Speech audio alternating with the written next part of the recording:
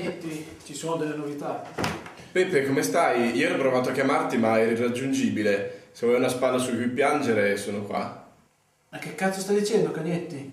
Beh, sarei distrutto per la morte di Monica. Ma che cazzo se ne frega, era solo una delle tante. L'unica cosa mi spiace di non aver potuto usare quel lubrificante che avevo comprato. Piuttosto, ieri ho incontrato Tony, ti ricordi? Sì, Il tizio che mi ha fatto la soffiata su Mancino. Che a questo punto possiamo dire fosse fondata, eh? E mi diceva che... Ma che cazzo stai leggendo, Cagnetti? Beh, sono tutti gli incartamenti del caso del tonno. Vedi, ho fatto un sacco di ricerche e penso di aver scoperto cose molto importanti. Ma che cazzo, passi il tuo tempo libero a occuparti del caso del tonno? Sì. Devo mettermi a trovarti una donna al più presto. Comunque, tornando a noi, Tony mi diceva che questa sera un tizio che conosce, uno stronzo di pusher del cazzo, deve ricevere un grosso quantitativo di droga da Mancino. Beh, dobbiamo fermarlo assolutamente. E del caso del tonno che ne facciamo? Beh, può aspettare fino a domani, credo. Bravo Cagnetti, adesso ci capiamo. Ti manca solo di lavarti un po' bene, poi... Beh, ovviamente non raggiungerai mai i miei livelli con le donne. Allora posso chiamare la centrale e avvisare il comandante dello scambio? No, il comandante non deve sapere niente di questa storia. Sarebbe solo che una rottura di coglioni. Andiamo.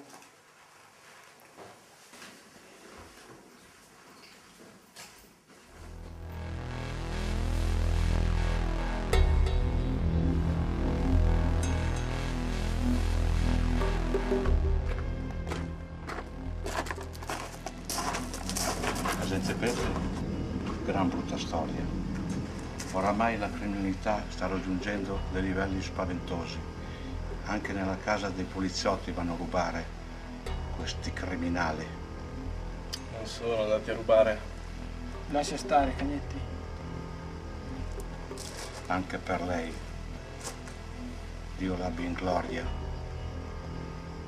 Si trovava nel posto sbagliato al momento sbagliato. Povera ragazza.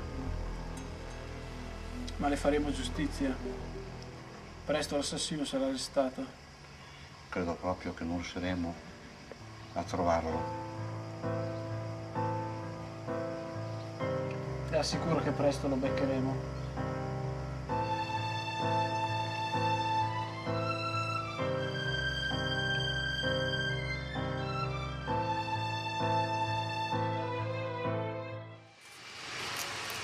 Agente Pepe, ho saputo quello che è successo. È terribile. Sarà stato sicuramente Mancino. Se volete lasciare il caso vi posso capire. Io non mollo il caso finché non vedo Mancino su una forca. Sì, ma bisogna procedere con cautela. Non lasciatevi prendere dalla foga del momento. Non bisogna arrivare a Mancino, ma più in alto. Tranquilla dolcezza, non sono uno che va a stronzate. So benissimo che Mancino non è il pesce più grosso, ma ti assicuro che comunque farà una brutta fine. Capisco bene l'odio che provi. Ma tu come fai a conoscere così bene Mancino e tutta la sua banda? È meglio che vi racconto la mia storia. Una volta avevo un fratello, si chiamava Jimmy. Siamo cresciuti insieme. Eravamo molto affiatati. Era come il mio migliore amico. Poi sai, si cresce e si fanno delle scelte, a volte giuste e a volte no. Io mi sono arruolata e sono diventata agente federale. Lui invece ha preso altre strade. Sentivo dire che facesse parte di una banda e che fosse coinvolto in un traffico di droga. Io non riuscivo a crederci. Forse avrei potuto fare qualcosa se mi fossi mossa prima. Ma come potevo sospettare quello che stava succedendo? Quando lo vedevo era sempre il solito Jimmy, quello con cui giocavo quando ero piccola.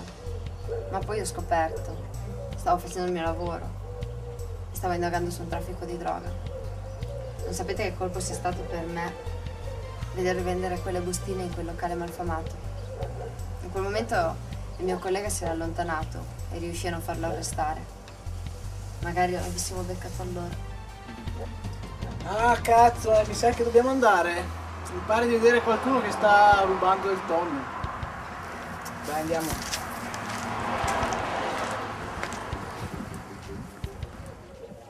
Il giorno dopo andai da lui. Ero furibonda. Come aveva potuto tradirmi così? Lui ovviamente cercava di giustificarsi, diceva che non era come sembrava. ma lo sapevo che stava mentendo. Così lo lasciai e gli dissi che se l'avessi rivisto un'altra volta in quei posti l'avrei fatto arrestare. Pepe, ma senti anche tu la radio, ci stanno chiamando dalla centrale.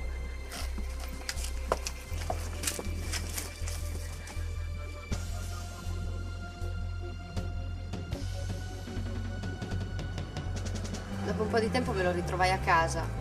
Aveva una faccia diversa, un'espressione diversa.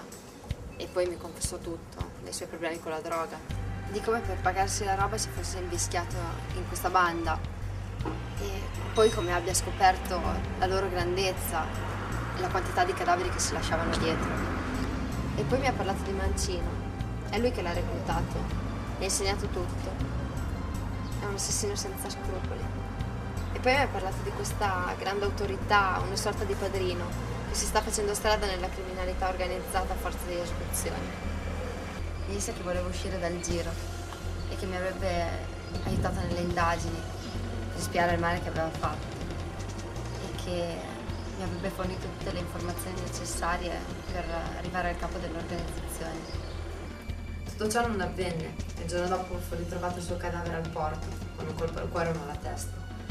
Era allora che cercò di prendere quel figlio di puttana.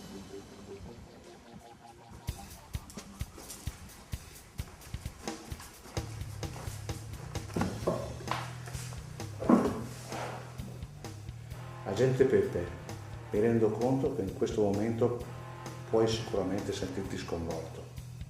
Comandante, va tutto bene. Non cercare di fare sempre il duro, Pepe. Siamo esseri umani. Tutti abbiamo un po' di sentimenti, eh? Sai, potresti prenderti un periodo di riposo. Anzi, te lo consiglio. Ti do una settimana di permesso. Potresti andartene al mare.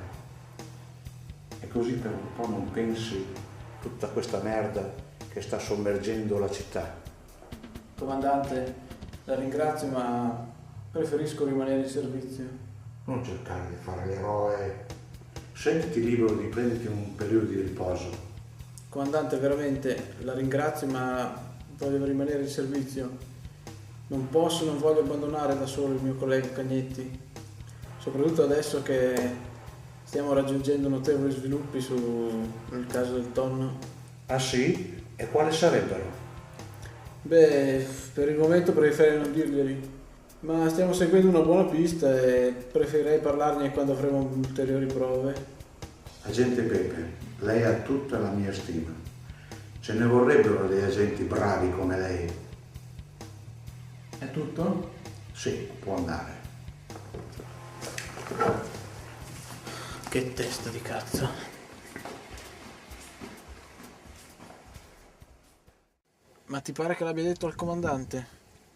Come no? Vuol dire che non sanno niente di quello che stiamo facendo? Senti, il nostro comandante è un emerita testa di cazzo. Penso che sto cazzo di caso del tonno sia la cosa più importante da fare. Comunque ho capito come prenderlo. Gli facciamo credere che stiamo continuando a indagare, gli portiamo un paio di scatolette di tonno ogni tanto, così noi possiamo continuare con la nostra pista. Guarda che il caso del tonno è veramente importante. Zitto! Sta arrivando Mancino.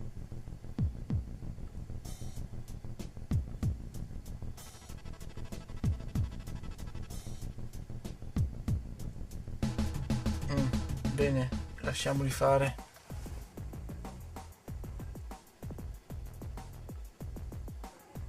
Guarda, è uscito, lo andiamo a beccare? Oh, non hai capito un cazzo di quello che ti ho detto. Non è ancora il momento di prendere Mancino. Dai, andiamo che si è allontanato abbastanza.